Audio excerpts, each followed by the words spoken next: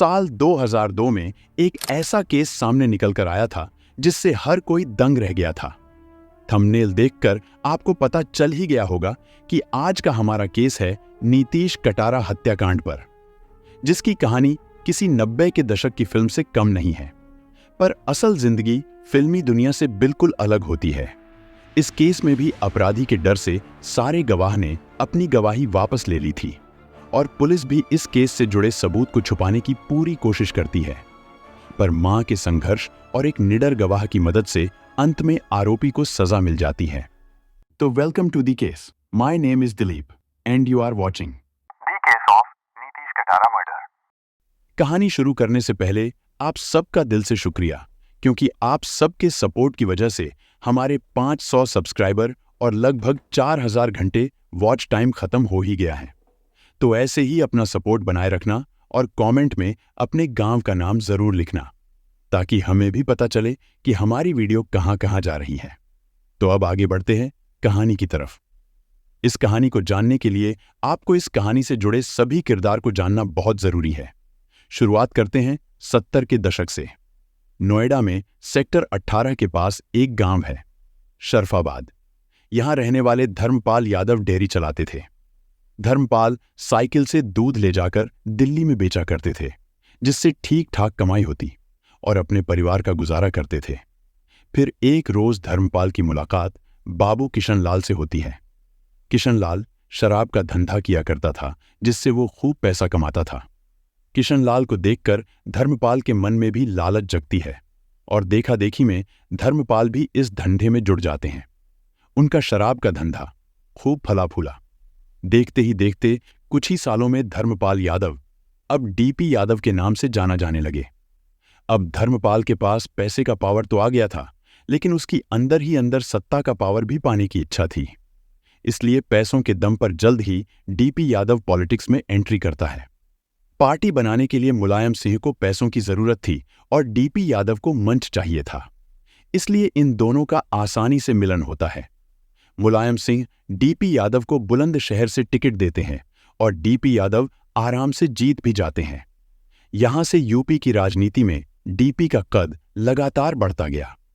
एक वक्त पर वो उत्तर प्रदेश के सबसे धनी नेताओं में गिने जाने लगे थे। लेकिन इसके साथ ही डीपी के नाम के आगे एक और टैग लगा, बाहुबली।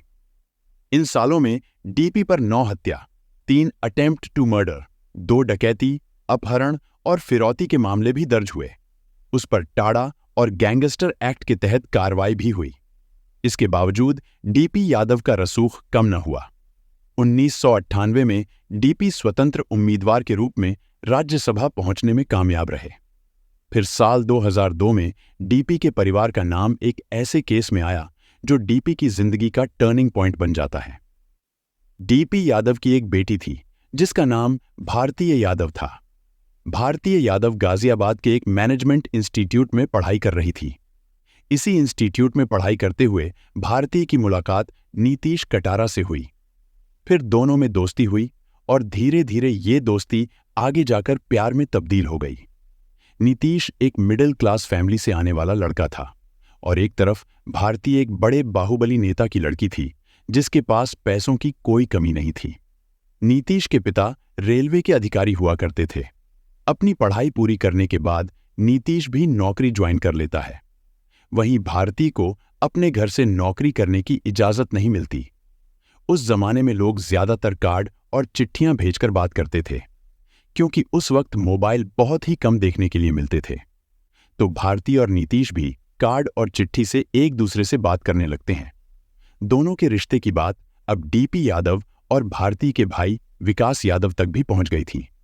इसके लिए डीपी यादव और विकास यादव नीतीश को कई बार धमकी भी देते हैं और उनकी बेटी से दूर रहने के लिए कहते हैं, पर नीतीश इससे साफ इनकार कर देता है।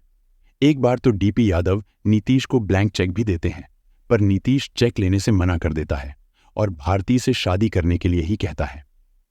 फिर आई 17 फरवरी 2002 की तारीख। गाजियाबाद में एक शादी का प्रोग्राम था।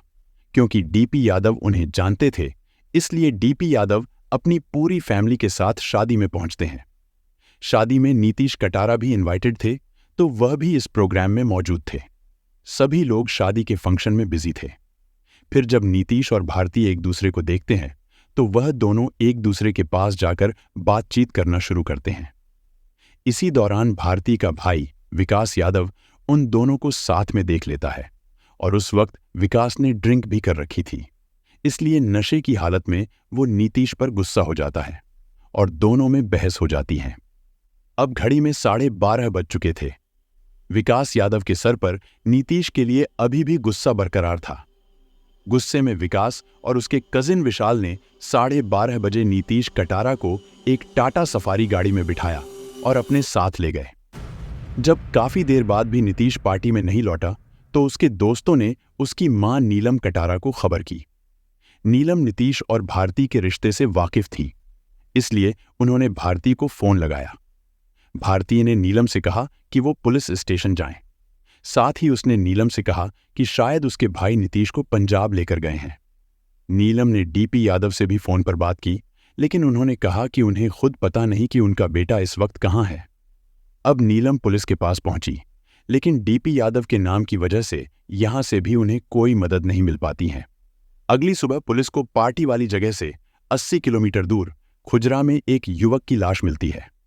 देखने में लग रहा था कि मरने से पहले युवक को बुरी तरह से पीटा गया था और बाद में उसकी लाश को जलाने की कोशिश की गई थी। क्योंकि उस वक्त बारिश का मौसम था, इसलिए रोड के पास हर जगह कीचड़ हो रखा था। हत्यारे ने जल्दी में कीचड़ नहीं देखा और लाश को पेट्रोल से जलाकर भाग गए, लेकिन कीचड़ की वजह से लाश पूरी तरह से नहीं जलती है।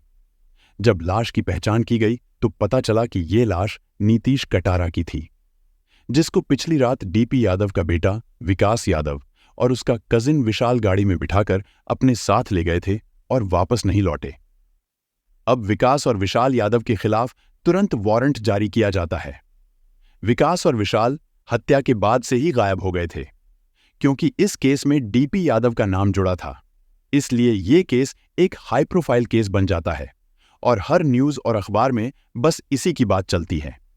23 फरवरी को ग्वालियर के रेलवे स्टेशन से विकास और विशाल को पकड़ लिया जाता है।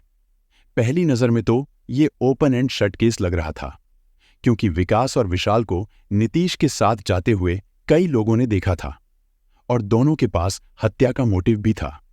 लेकिन कहानी इतनी सिंपल नहीं थी।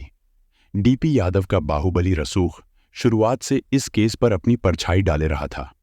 2002 से 2004 के बीच विकास यादव को जेल से 66 बार बेल दी गई। जिन जिन लोगों ने नीतीश कटारा को विकास यादव के साथ जाते हुए देखा था, वो सभी गवाह अपना बयान देने के लिए तैयार थे, लेकिन उन सभी को फोन पर धमकी मिलती है। इस वजह से वो सभी लोग अपना बयान वापस ले लेते हैं। पर नीतीश कटारा की मां हार नहीं मानती। वो अपने बेटे को इंसाफ दिलाने के लिए आखिरी दम तक लड़ती रहती है। नीतीश की मां इस केस को सुप्रीम कोर्ट तक ले जाती है, पर सुप्रीम कोर्ट इस केस को दिल्ली कोर्ट में ट्रांसफर कर देती है। शुरुआत में जब विकास और विशाल की गिरफ्तारी हुई तो दोनों ने अपना जुर्म कबूल कर लिया था।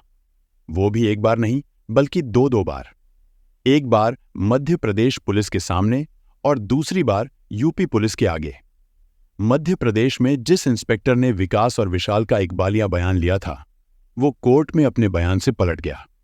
वहीं एक कांस्टेबल ने बताया कि उसके सामने ही दोनों ने अपना जुर्म कबूला था, लेकिन पुलिस ने उसे कोर्ट में पेश ही नहीं किया।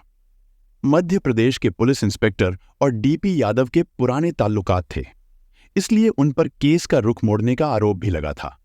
ऐसे ही यूपी पुलिस ने भी विकास और विशाल का बयान रिकॉर्ड किया था, पर वो कभी मजिस्ट्रेट के सामने पेश ही नहीं किया गया। बाद में वो वीडियो एक टीवी चैनल पर भी चला था। उन दोनों के बयान के आधार पर पुलिस ने विकास के पास से हथौड़ा और नीतीश की घड़ी भी बरामद की थी। नीतीश को विकास और विशाल के साथ गाड़ी में जाते हुए 4 लोगों ने देखा था। इनमें से 3 गवाहों ने जल्द ही अपना बयान वापस ले लिया था और चौथे गवाह का नाम रोहित गौड़ था। रोहित शिवानी गौड़ का भाई था, जिसकी शादी में ये घटना हुई थी। शुरुआत में रोहित अपने बयान पे कायम रहा, लेकिन 2006 में उसने न सिर्फ अपना बयान वापस लिया, बल्कि इस बात से भी इनकार कर दिया कि भारती और नीतीश आपस में प्यार करते थे। ये इस केस के लिए बड़ा टर्निंग पॉइंट था, क्योंकि इस हत्या का मोटिव इसी बात पर टिका था कि नीतीश और भारती का आपस में रिश्ता था और इसी के चलते नीतीश की हत्या हुई थी।